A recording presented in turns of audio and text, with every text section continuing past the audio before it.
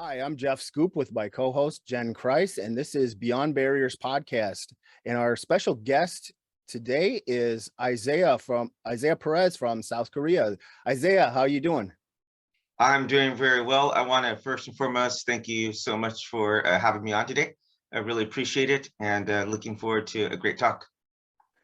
Absolutely. Hey, I've been a guest on your podcast. I want to give the listeners a little bit of background on Isaiah and what he does. He has a podcast called Respect, Humility, and Empathy, and it's well worth checking out. It's an awesome program. The guests are phenomenal, and it's all about respect, humility, and empathy, just like it says in the title. It's a phenomenal podcast. Please check it out, and we will put links to that in the description as well, so people can check it out. If you would, tell us a little bit about your podcast. What got you started? The kind of what inspires you? What got you going on that? Well, I'm sure you know a gentleman by the name of Daryl Davis, and I could genuinely, legitimately say he is 100% the inspiration for the podcast. I would say maybe about like 5 or 6 years ago, I'm a Christian, and I was a former like atheist, and I wind up joining this atheist group society online, and I saw some debates going on and stuff, some really disrespectful stuff, and I actually went to one of their organizations to they're actually having a pizza party out of all things, and there's one guy specifically I'd wanted to debate, and when I went in there, like I sought him out, but we're in a pizza parlor, so we actually sat down, had a pizza and a few pictures of beer, and he was there with his wife and daughter, and we actually got so caught up in the conversation, like we just totally forgot to even debate about God or religion or anything like that. So yeah, sometime later, I would say around a year later, we decided to do a podcast where we have a Christian and an atheist just sitting down and talking to people from other faiths. And yeah, it's been about 2 years now, and yeah, as you said, we've had some amazing guests, and it's been a very it's been a very worthwhile endeavor, I would say. So you're still doing the podcast with you as a Christian and him as an atheist? Actually, he had some other things going on in his life, started some other stuff going on, but I definitely do still have an atheist as co-host. And actually, we'll be going live. I'll be going live tomorrow from Itaewon. I'm sure you've heard of the disaster that recently happened. So I do have a friend who is she was there and she was trying to help out some of the people. 3 of them died like right in front of her, like during CPR. Explain, if you could explain that disaster though, Isaiah, because a lot of the people, the news over here is a lot of times focused on all kinds of strange things, and they don't cover world news very often. So if you could explain what all went down there. Well, so first and foremost, start off say South Korea has the population of Oregon, Washington, and California, basically smushed into a size of like less than half of Oregon. So try to imagine that. So as it is extremely crowded. Seoul is one of the most densely populated places on the planet, including all the suburbs. It's something like 20 million people. There's only like 10 million people in Seoul, but there's a lot of suburbs. So if you ride around the subways at certain times, like in Gangnam, the kind of crowds that you saw in there, you could literally see those just like on a daily basis. So already there's an element of overcrowding. The unfortunate thing about COVID, apart from all the tragedy that it brought, was that a lot of people couldn't do a lot of things that they wanted to do for a very long time. So for example, I attended the firework display, a firework show in a place called Yeouido, and literally this is the first time they did it in 3 years. So literally a million people came out to. I've never seen so many people in my life. And so this event, this tragedy, I should say in part has to do with the fact that people were just so excited to get out from these COVID restrictions. And so just way more people came. I mean, I would say that place, because I used to live there, I would say around 20, maybe 30,000 would be the absolute top you could fit into that area. And so it was like a perfect storm of a lot of different events and factors that went into it. And I will say this, it is an absolute international tragedy because of the fact that people from, I believe, 15 different countries lost their lives. It wasn't just South Korean people. 2 Americans died, in fact, but you had people from Japan, Europe. So yeah, it's an all-around tragedy. And we'll be live streaming tomorrow, raising money for to help my friend get some mental health help that she needs for counseling. So, I mean, I know what happened, but for the listening audience, just assuming that they don't know what exactly took place there. So this large group of people got together for a fireworks show. Was that it? No. The fireworks show happened like 3 weeks ago. I was just giving that as like an example of a million. I've never seen so many people in my life. They came out to like a park area. This was like a small town area. They didn't even block off the traffic or anything. Yeah, basically, actually, when I heard that there was a stampede, maybe I thought there's no way that would actually happen in South Korea because they tend to be more docile and like calm people. But when I saw what actually happened, people just kind of like a sea of people was like moving, and the people in the middle got crushed essentially. So especially because it's on an incline. And yeah, it was just a really, really unfortunate event. 150 people lost their lives. So until Saturday, we're still in a period of national mourning here in South Korea. So it's a very tragic event.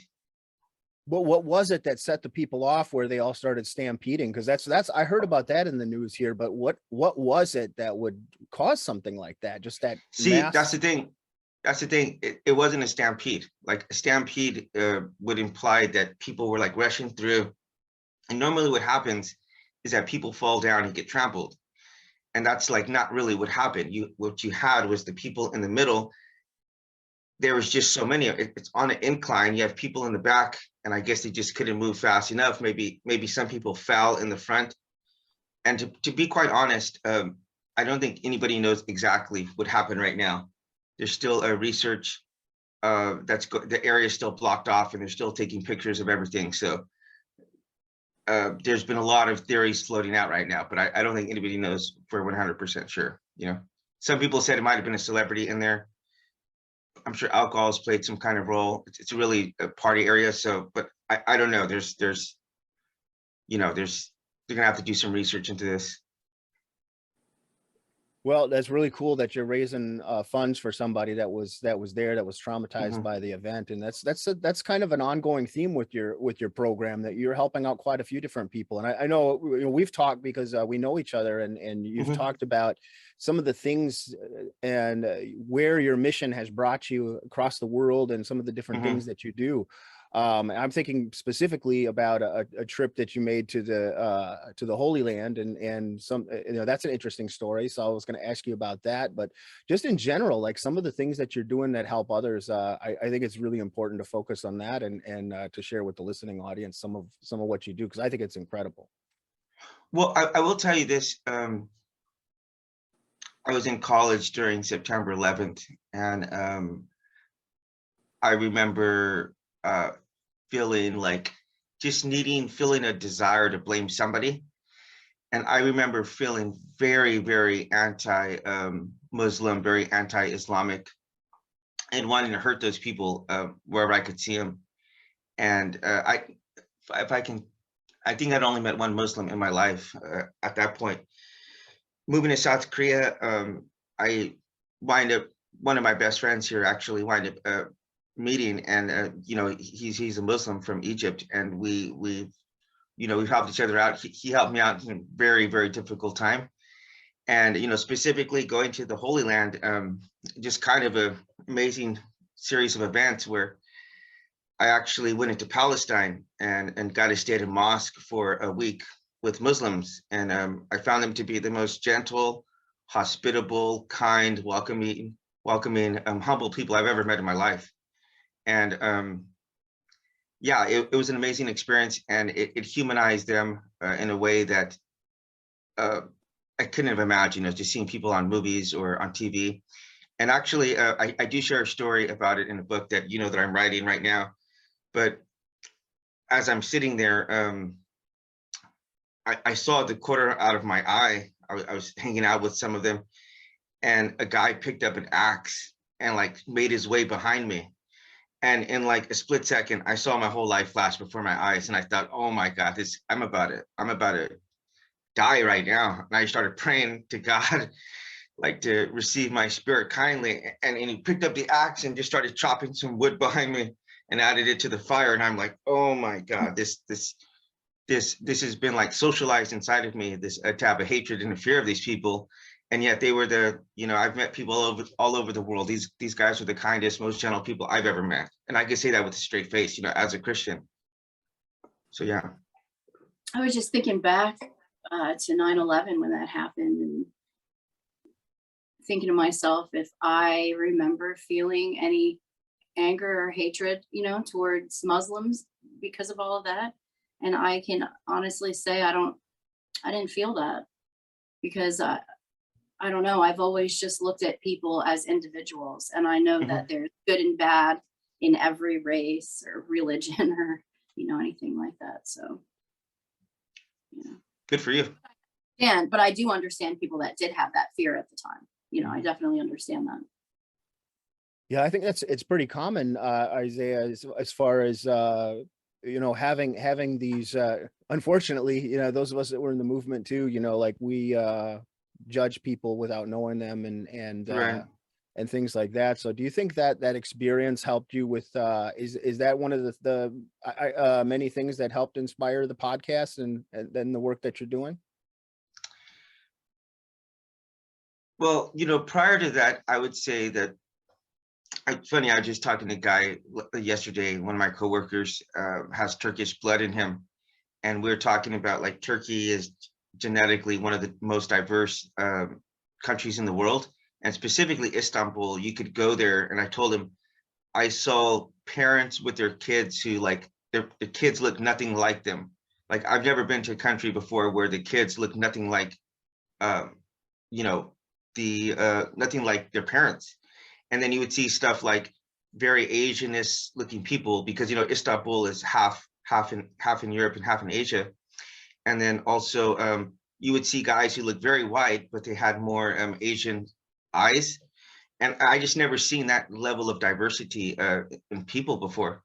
And I told them too, they're really tolerant. You could see a woman dressed, I'm not sure exactly what the covering, where it's like head to toe black. I'm not sure Burqa, I'm sure that with the what's it burqa called? and it's A called the burqa? headdress is called a burqa. Yeah. Well, then you'd also see the hijab, like you'd see that dress, another woman with that, and then you'd see another woman walking around with a mini skirt and high heels right next to her with nothing on. So that level of I've gotten to interact with them like in places like Kosovo, where you go there to mosque and it's nothing but blonde hair, blue-eyed people.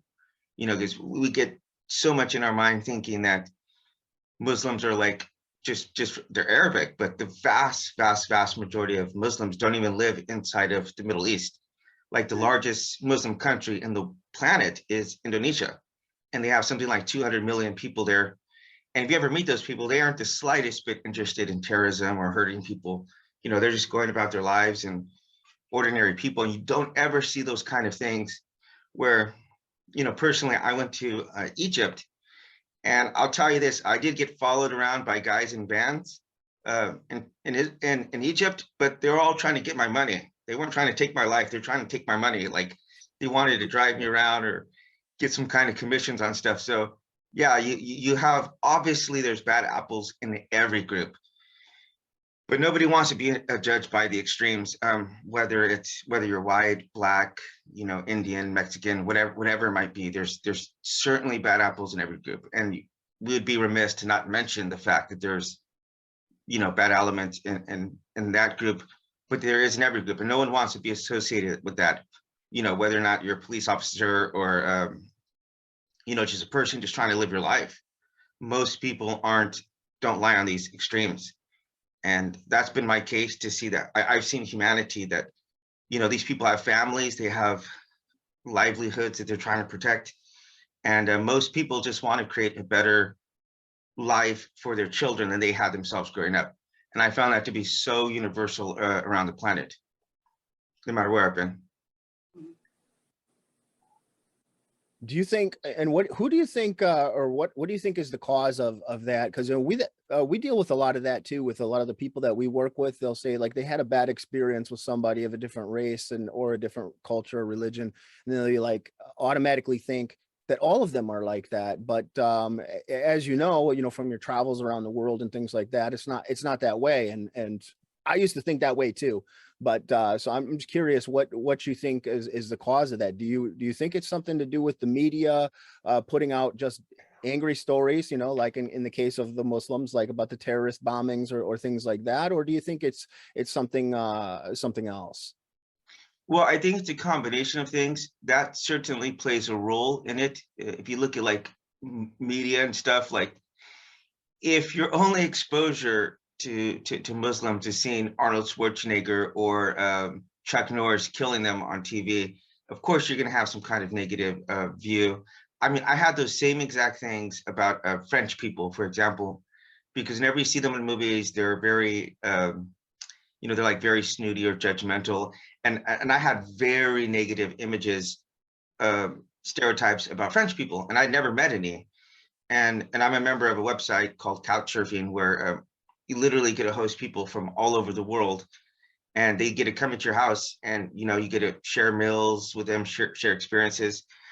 And so there's been several times, like when I went to the Holy Land, I just stayed with the people. One of the guys lived in like a goat farm, and I had hosted him before. So I went and stayed with him for a week on a goat farm, and he took me to meet some Bedouins and stuff. So it was quite an amazing experience. But I've got to have those kind of experiences because I've put myself out there and I've let people stay with me. I've got to meet people from all over the world. So I would say this: some of it has to do with the media, but the other reality is that as humans, we form patterns. If we have an experience, let's say we get jumped by a bunch of Mexicans or Black people, of course that's going to put a natural aversion to these people. You have a couple of bad experiences, of course that's going to be the case. I was very fortunate to grow up in an area where it was Blacks, Mexicans, and Latinos all living together. And it's actually Bakersfield, if you know anything about that, it's where the people from Oklahoma came over in the Dust Bowl. And so the Grapes of Wrath is like literally our backyard. And so the white people there they went by something called like a peckerwood, where like a low income white person. And like my best friend literally was a 6'6" white dude. And our other best friend was a 6' Black guy. We call ourselves the Rainbow Gang. We had a Black, Mexican, and a white. And so I was exposed to that early on. So it was never been an issue for me. But the reality is, though, the brute reality is, if you're growing up in the Midwest, you literally might not have ever met like an Asian person or something, or there might be one person in your high school. So of course, if you haven't had those kind of experiences where you're interacting with people and Fear of the unknown. Yeah. Absolutely. I would say that fear.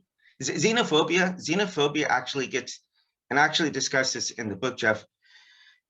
Xenophobia is too frequently associated with being racist, but the reality is that the actual etymology of the word is just having a fear of the unknown. And so, unfortunately, for a lot of people, that's just exactly what it is. It's just, people, there's a reason why most people drive the same way to work every single day. Even though there's multiple ways to get to work, people will take the same route. And so in the book, I said, hey, try to get out of your comfort zone. Try to, brush your teeth with your left hand, take a different way to work. Try, Netflix has a bunch of different international shows. Check that out. Check out an ethnic restaurant. These little small things we could do can really go a long way as far as getting us out of our little small, closed-minded mindset that we can all be guilty of, honestly.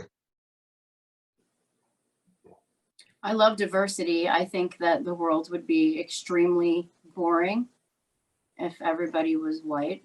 That's, and sadly, that's what the white power movement wishes for, but I've never really understood that. Diversity is what keeps things interesting, I think.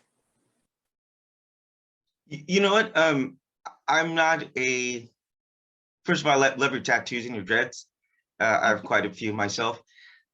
Not dreads, but tattoos.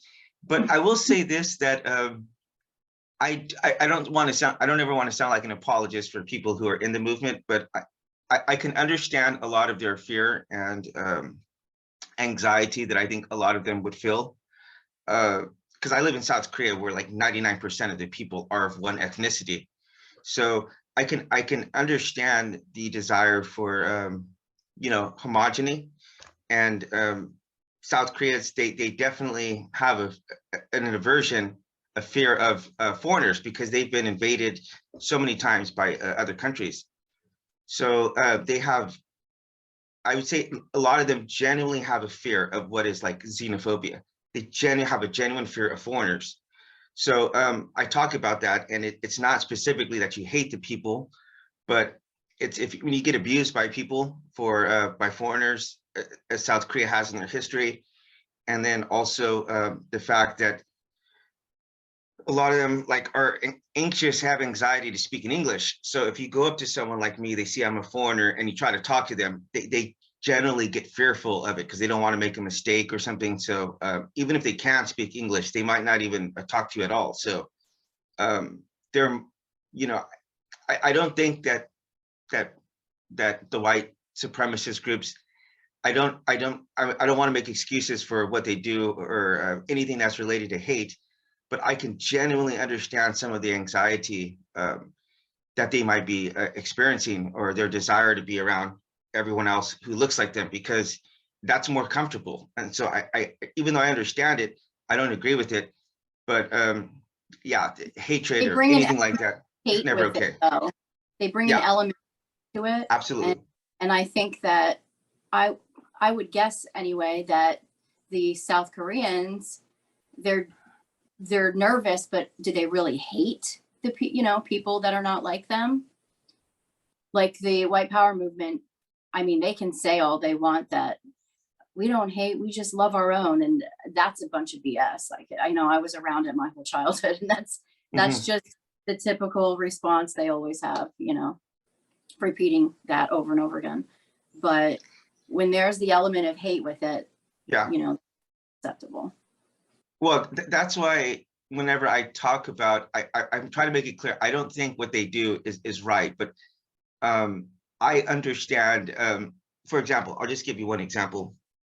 As an American, being from California, we've been trying to set up for the last like 15 years a bullet line going from like I think San Francisco like down to LA, and it has taken, I'm not sure if you've heard of this train, but they just cannot get it done, and they wasted tens of billions of dollars on this. And when I come to Asia and I see they're just throwing these up every which way direction, I'm like, there's no way we're going to compete in the long run with these people. So I could totally see why people would have that fear of being replaced. As an American, I see it, and I see like in China, Japan, Korea, and I see the amazing technology that they have here. And I could genuinely see, like, I could just see very, very easily that America can only be on the top for so long. And it's just a reality. I don't have the same level of anxiety about it, because for me, I'm like, I don't live in America. My daughter's a Korean citizen. So I'm not as nationalistic as most Americans, but I would say that I could definitely understand a fear of saying, hey, we're not going to be number one, or we're not going to be the majority forever. And that's okay. Like everyone else, I've been a minority my whole life as a Mexican. So it's not the end of the world if we aren't no longer number one or something like that. It's not going to be the end of the world. Let's say that. So you're saying you're basically that this xenophobia and this is based on fear, and I agree with that as well. And it's not just a white thing or anything like that. I mean, this is cross cultural, and I think it's important that you pointed that out as well, like with the South Koreans and that it does boil back down to fear, and that's something that we've been saying a lot of. It's fear of the unknown, and it is hate sometimes. I agree with you, Jen, on that. It's definitely, I experienced a lot of that too, but I think a lot of that boils back to the root cause, I in my opinion anyways, for not for all, but for a lot of people, is that fear component, you know. So I think that's important. So that would I want to ask you about your book too, but I had another question that just popped into my Yeah. head about, and we're talking about xenophobia and and fitting in places and belonging, I guess, is another way to look at it, a sense of belonging or family, and that's a cause as well. How was it for you as a, you know, Mexican American moving to Korea when you first got there? How was that as an experience? Because I do know it's a fairly ethnically and racially homogenous uh or unique society where it's mostly just Koreans there, as you mentioned. So how was that for you? Did you experience racism or anything like that, or was it more xenophobia? I'll let you talk. I'm not going to put the words there. Yeah.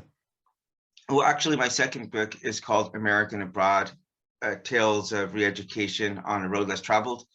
And it does talk about that whole experience that I had, because actually, I will say this, growing up, we grew up culturally white. Like, our parents didn't teach us Spanish because they thought, ironically, they thought that would actually hurt us. Who would have seen the future where in California, 40%, or, you know, they're now the majority, but who would have saw that future happening? But they didn't want us to be saddled by that. So I remember very specifically growing up wanting to be white myself. Like, I did used to have hair at one stage of my life, but I used to imagine it being blonde. And to imagine it being, I actually write about this in the book.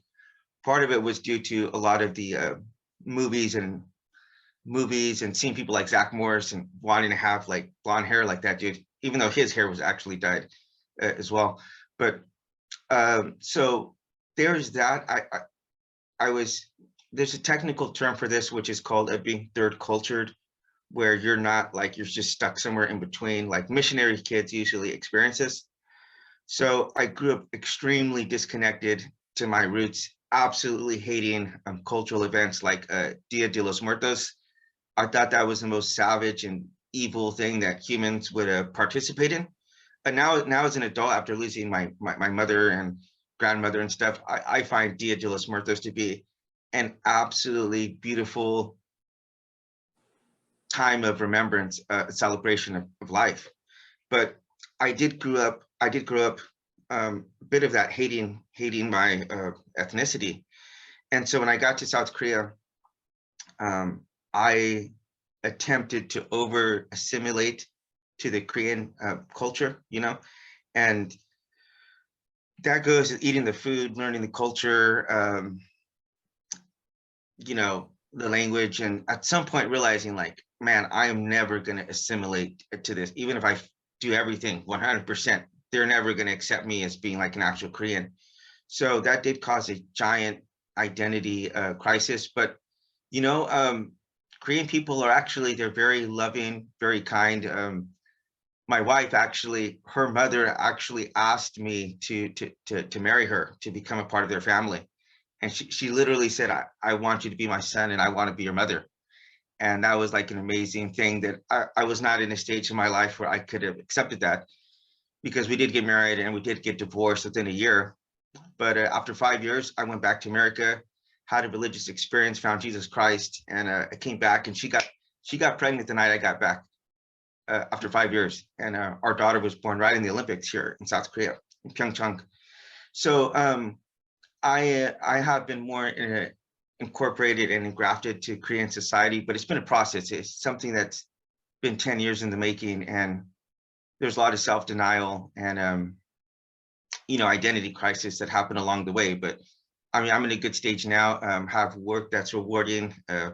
You know, I reunited with my wife.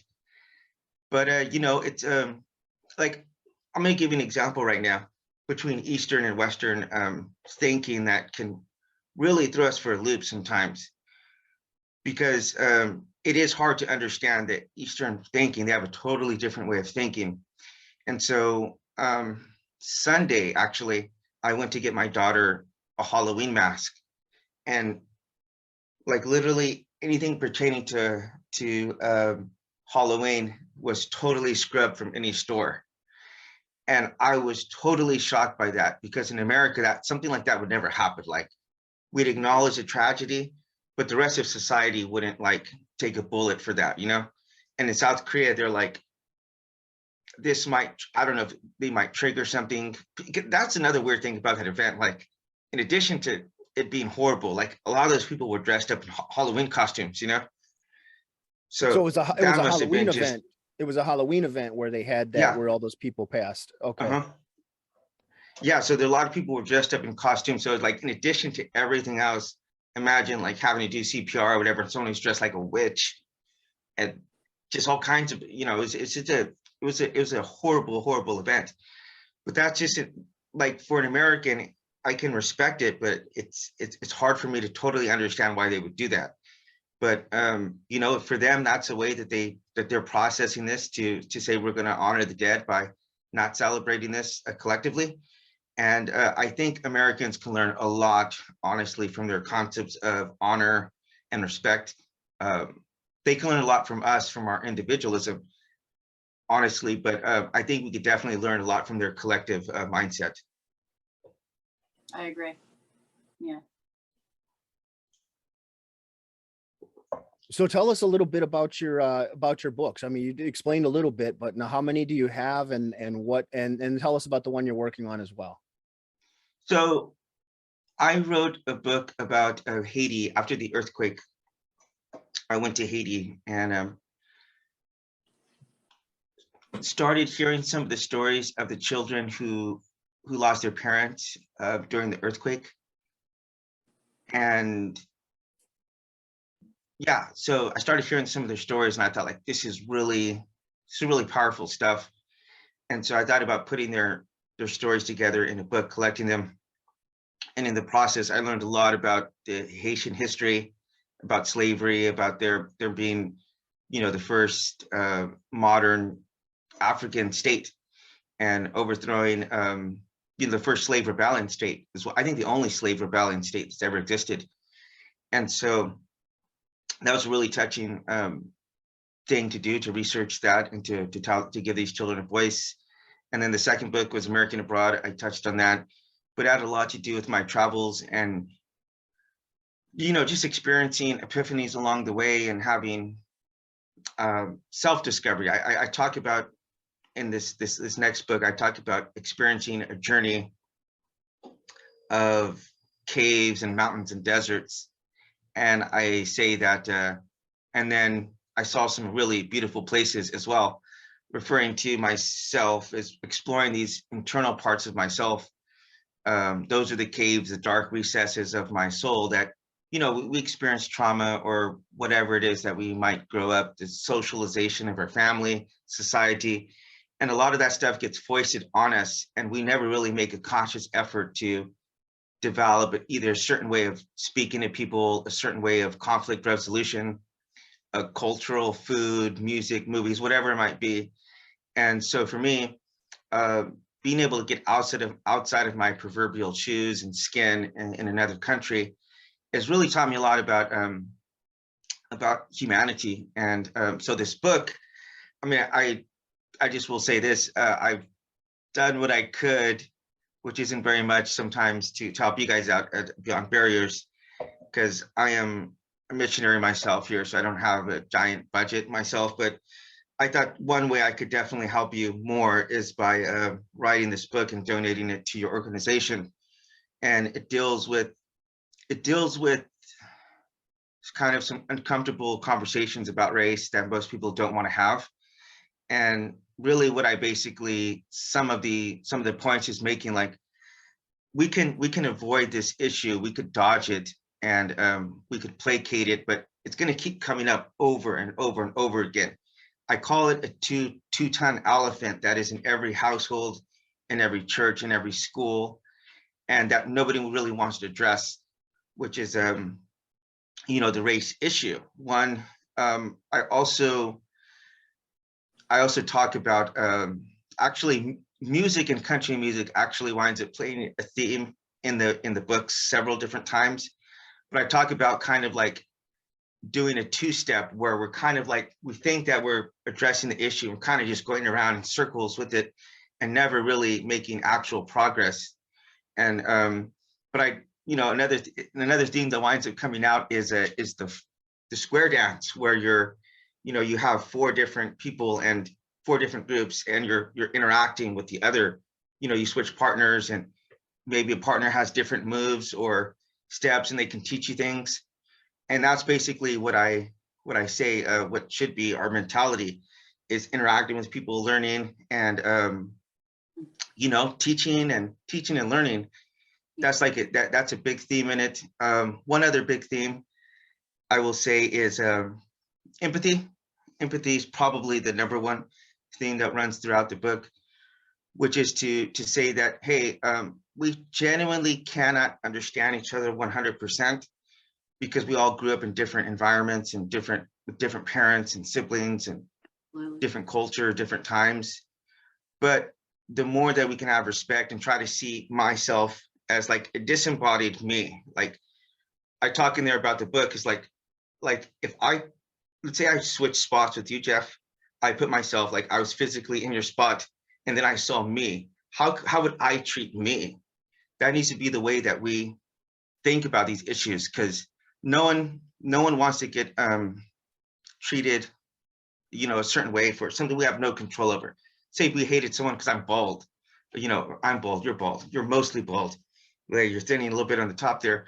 But imagine that, or imagine if someone from the 2500s came and hated us because we were born in this era, or the 1500s, something we had no control over. We wouldn't like that very much. So doing that to other people is not something that's very helpful, Very well put. Very well put. And hey, I wanted to thank you too. You've done a lot for the, Beyond Barriers organization, and helped us out a great deal of software and all kinds of things. And that really means a lot to us. And I want to give you a shout out for that. You've been incredibly supportive of our work, and we love you, man. Oh, Jeff, I do want to say this. I was introduced to you by another guy by the name of God, a grumpy old dude. And he's a former, and he sent me your profile, and I had some kind of premonition, like that you were going to have some kind of impact in my life.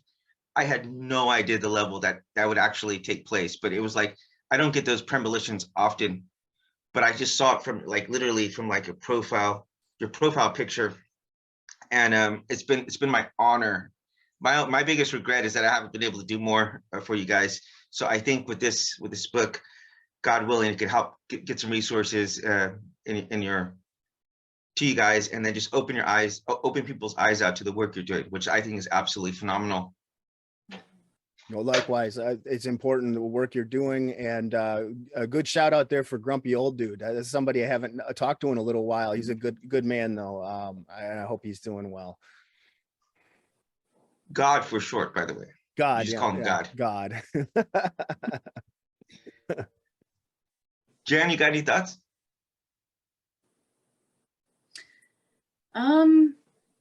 No, I just like the way you focus on empathy, because that's like one of my biggest things that that I think our society here in America anyway lacks empathy. Mm-hmm. And it's awful. Like even for me, I work with the elderly through Medicare, and I can't understand, like, as I take these phone calls, I have to have empathy for these people. And there are some people who, do what I do, and they have zero empathy for people. And it just blows my mind. I don't think it's something you can teach. I kind of think you either have it or you don't, especially, or at least as a child growing up, Mm-hmm. you're supposed to kind of be raised to care about other people and have empathy for them. And I think we're lacking that in this society, and it's just really sad. I definitely think that you can't. I actually do agree with you in the sense that you can't teach it, because it's something you have to personally experience. It's something that it doesn't matter how much I could tell you about what I've experienced interacting with foreigners and stuff around the world. You need to have those experiences. Go out of your way to meet foreigners and stuff. And I'm a foreigner here, so I know what it's like to be on both ends of that side. And I know what it's like to be both rejected and accepted. So it's something that, yeah, no matter what I've done, no matter what I'll say to you, you have to have those experiences yourself. But one of the conclusions that I reach in the book is that empathy is actually impossible to understand from anybody else, because no matter what, you're always going to be with a very limited perspective that we all have. And so we're all biased towards our own actions. That's a blind spot that we all have. We're all willing to condemn other people, and yet try to make excuses for the kind of things that we do. Like we're willing to see other people's mistakes, and yet we'll look for our intentions, what we're trying to do, or we'll justify things that we do or say or think. And so starting off for me with the book is to genuinely understand that I'm not going to be able to fully understand other people. And if we come to that conclusion, then we can start to have some humility as we talk and interact with people. And I will give you one example real quick, because I was working in a company with the lady from Taiwan, and every week I'd bring in like bread or oranges or whatever, and give them out in the office, and I'd always ask her if she wanted one, and she'd always tell me no. And I talked to my boss. I'm like, hey, I really think that this person, and we actually clashed heads several times. And I really, I told my boss, I said, hey, I don't think this person likes me. And he goes, Isaiah, you know what? This is like a cultural problem here. For them, it's rude to just accept something like that. Like they should reject it. And he's like, if you really want to, whatever her to have, he says, just leave it on her desk as you're leaving, right? And so when I started doing that, every day I'd come in and it was gone. She would eat whatever it was. And so we went out for like an office party, and I told her, I said, hey, you know what? I said, I'll just call her Min. But I said, hey, you know what? I said, my daughter's getting ready to get born right now, and I really don't understand my wife a lot of times. My wife's Korean. And I said, I have some anxiety that I'm not going to be able to understand my daughter, because as a man, it's just hard for guys in general to understand women. And so I said, but I really want to. I said, I've never done anything to intentionally try to offend you, but obviously we've had some bad blood, and she told me something that like I will never, ever, ever forget. And I couldn't even understand what she meant at the time, but with some more thought and reflection, it's really helped me to understand more about empathy. But she says, Isaiah, you just got to understand the limits of yourself, like understand the limits. And I didn't understand what she meant by that, but with more reflection, I've come to understand that there's absolutely no way I'm going to be able to understand an Asian woman in a sense of having an unfiltered view, the way that a woman would, with vulnerability or culture, whatever it is that she's got going on there. Because even if I make the attempt to try to understand where she's coming from, I'm going to always be looking at that from my own filters of myself. So I'll never have like a knee-jerk response that she would actually have. I might get there eventually to understand it, but that's going to be after layers of digestion and layers of empathy that I'm going to have to subject myself to. And so when I understood that, I'm like, wow, this gives me so much more patience and try to interact with people, realizing that they're not going to understand me as well. They wouldn't understand how I've been socialized and raised, in America, as a minority in America. So that door, even though that seems like a very simple and maybe too basic door to even talk about, it is so essential for me and the work that I do to really try to see the person as just another me out there who's doing the best they can to process things and to learn and to grow, and who has trauma maybe mental health issues and stuff. And so I just have to have a little bit more compassion and a little bit more compassion and patience in dealing with people. I'll say that. No, that's a great outlook and a great way to share there, because that's something I think we can all learn from and that we should all be doing, and I think of things like that too, like where someone in a scenario where like a woman might scream or something, like a panic, like in a scary situation, and I always think to myself, man, that's stupid, because I always remain so calm. Like, why did this person scream? Mhm. How is that going to help anything? Mhm. But it's exactly what you said. It's the way they deal with a scenario. We all deal with things differently. Where we're in a scenario like that, I remain calm. Somebody might look at me and say, "There's something wrong with this guy. Why is he calm when a tornado Right. is coming at the house or whatever?" Right. And that sort of thing. So it's all about perception. So thank you so much for sharing that, because I think it's a great way of. My story is a little funnier, I think, but no, it was great, man. Thank you so much for sharing that. And the books, we definitely want to know more about these, where people can get them, the ones that are already out. So now you have two that are out, if I'm understanding this right, and then one that's in the works that we talked about. It's getting edited right now. So yeah, that one, it's called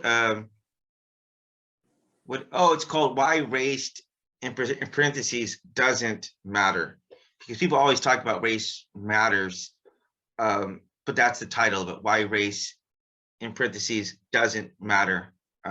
Why it doesn't matter. I mean, it's something we need to think about and consider. We need to be sent, like people talk about being colorblind. That doesn't really make any sense, because it doesn't make any sense, and we shouldn't treat people differently. Like if I walked into your house and took off my shoes, you would probably find it disrespectful. But if I walk into someone's house in South Korea and I keep on my shoes, they're going to find it. They're going to be like, "Go outside and take off your shoes." Literally, people do not wear shoes indoors. No shoes in my house either. What was that? I said no shoes allowed in my house either. Oh, really? Okay. Because of the carpet? Yeah. Well, anything. Yeah, Even if it's a hardwood floor, I just think it's disgusting. Yeah, so they don't have. I agree with them. They don't have carpets here. Like everyone has like linoleum or hardwood floor. But yeah, it's incredibly clean, and nobody wears shoes indoors here. So that's something that if I was going to say, "Hey, I'm going to treat everybody the same," they're going to find it extremely disrespectful. And so you got to be aware of the differences, respect those. But at the same time, whenever it comes to like judgment, there's a reason why Lady Justice is depicted as having like being blindfolded. And we don't want to, as I call it in the book, we don't want to peek through the blindfold that's there. We can cheat, we can look through it, and we could try to distribute justice or acceptance or love, appreciation. We could try to do that from a lens of basing that on skin color, but ultimately that's going to get us in trouble, and we certainly would not want it done to us. We certainly would not want people, and I've been on both ends of that here in South Korea, because even if you're American, which we have like preferred status in South Korea, actually they have no idea that I'm Mexican here. Here I'm just white, unless someone's been to America and they understand like what Perez means, they don't really know that I'm Mexican. So it's just, but either way though, it's just like, I'm not Korean. Like it doesn't matter, black, Mexican, white, whatever it is, you're not Korean. So there's that, like you're always going to be an outsider.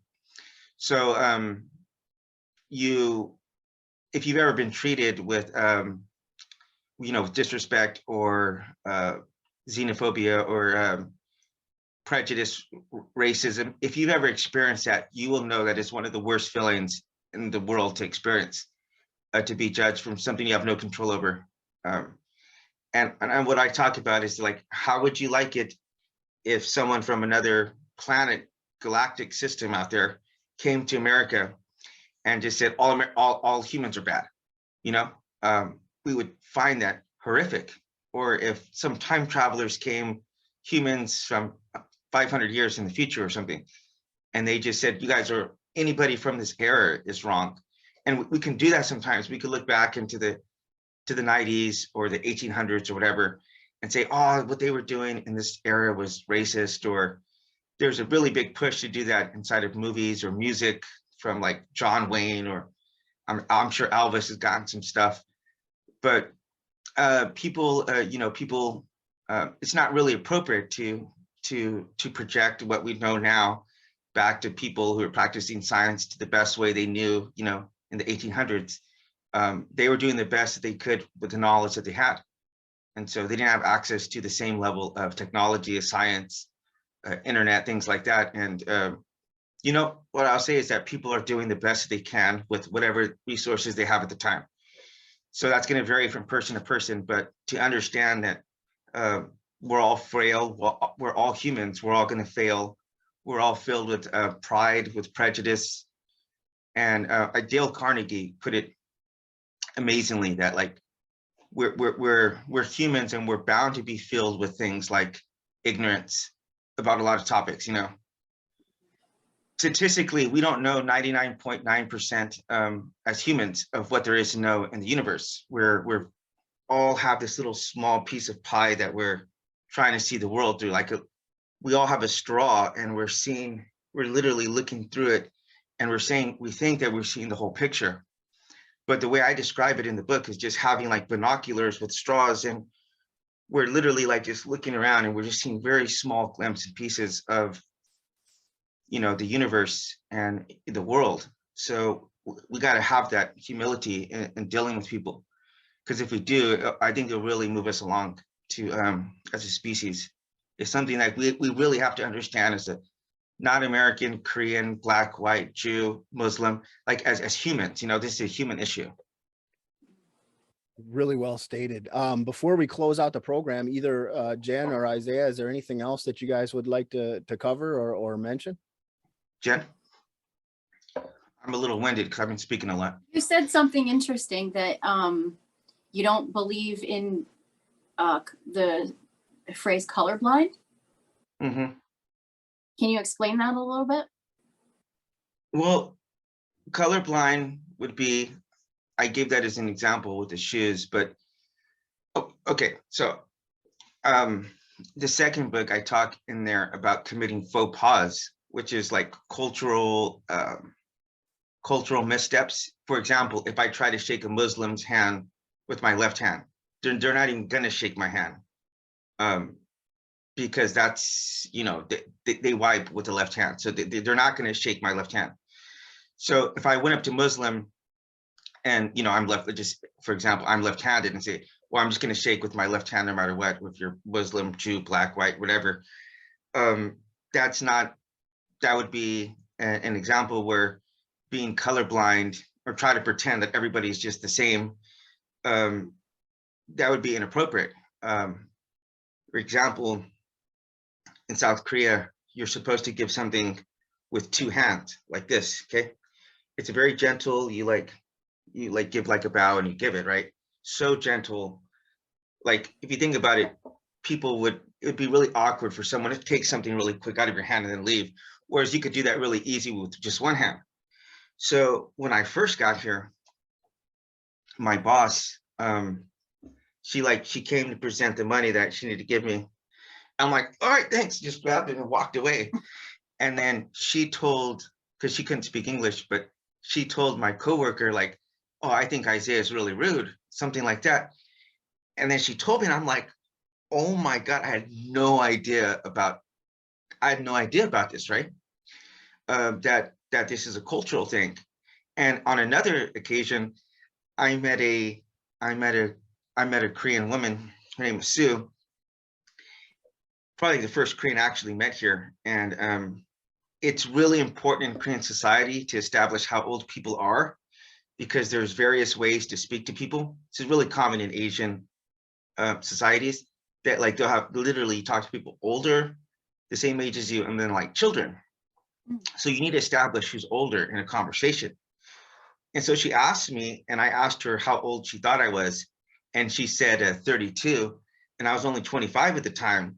And I was like, it threw me for a loop. I'm like, I can't believe she thinks I'm 32 years old. And I said, well, why do you think that? And my hair was receding pretty far back at the time, and I was doing the comb forward. This is back when I had like enough hair to actually pull it off. No one in America ever mentioned it, but it was obvious. I had these gaping holes, like Jeff over here on the side. But when I comb it forward, I had convinced myself that nobody noticed it because nobody said anything. And then she just like, oh yeah, because you know, your forehead is so big. That's literally what she told me. And I looked at her and I'm like, that's really rude. I said, I'm really sensitive about my hair. I'm like, I can't believe you just said that to me. And then she like broke down. She was like, I mean, she felt like dishonored. I mean, I could just see her eyes get like watery, and she was just pointing out an obvious fact that my hair was receding. And to her, for them, that's just a reality for them. They might say, you know, I've been around a lot of them. They're like, yeah, you're fat. You need to do some sit-ups, or you need to diet or something. And for them, that's not being rude. It's just, that's just how they talk about things very frankly. And so Margaret Cho has this hilarious skit where she talks about bringing her boyfriend around, and her parents are like, oh, your eyes are so big. What are you trying to do? Like catch flies with your eyes? Because they'll say things so directly, and we'll interpret that. We will definitely interpret that as being rude. But for them, it's not. They're certainly not trying to be offensive, just in the same way as I wasn't trying to offend my boss. But I did, you know, these things can happen. And so to just say, I'm going to treat everybody the same doesn't make sense. Like, we should take into account cultural considerations. But as far as being colorblind, like as far as, you know, treating people with dignity and respect, that element should definitely be colorblind. Like, we shouldn't say, oh, I'm going to treat someone better because they're white. I'm going to treat someone better because they're American. We should be aware of it, but not, it should not dictate, you know, our level of love and respect for people. I will say that should be equal. Exactly. Does that make sense? Yes, absolutely. For me, it's like the whole colorblind thing is, I feel the same way you do. I just kind of word it differently, I guess, explain it differently. Of course I see color. We all see color. I'm white, you know, the next person is black. And I don't think there's anything wrong with that, because we can enjoy that. Yeah, I don't know exactly how to explain how I feel, but, you know, celebrate, you know, each person as they are is basically what I'm trying to say. Actually, I will share one final thought from the book. Don't want to share too much, but you have to read the whole thing for yourself. But I talk about, in middle school, we're taught about America being like a melting pot or a salad. And really, though, that's basically the way I describe it, is that that's really a way you'd want to describe it to a child, someone who's not very well mature. If we start to think about it more, that it doesn't really make sense for everything to get blended into one, because if you do that, there's no way to actually tell where is something uniquely different about, say, like Korean, for example, their food, their music, their history. If you're not taking the time to actually study whatever it is, or, you know, learn about them, try to, maybe through K-pop or K-dramas, people like to watch those, but to be able to distinguish, this is unique, this is beautiful. And the way I describe it is, if you think of like a melting pot, I would describe that as like a soup, where you just mix everything and you blend it into one, and that's a soup. Okay. And then you have a salad. Whatsoever anymore. Everything will be the same. What you have is, you also have a salad. And yet the reality is that unless you're vegetarian, neither of those are actual meals. You know, people, that's a starter. You start off with, it's a starting point. And so for me, I talk about how some of the best music genres, and I'm sure Jeff will probably know a lot more about this, but it's come about by mixing different ideas, with blues, country, all that getting mixed into, having its roots in bluegrass. And actually music is a really common theme in the book. When I talk about how it shouldn't be like embarrassing, or we shouldn't be afraid to admit that there are these differences, and we can take some of these differences and mix them together. Like when we got married, for example, we had Korean Mexican fusion food. We had bulgogi, kimchi next to rice and beans. And then I call my daughter's the ultimate fusion of Mexican and Korean. And so by recognizing these differences and being able to sample them, like being able to sample other cultures, we have to be able to demarcate that these things exist, they're different.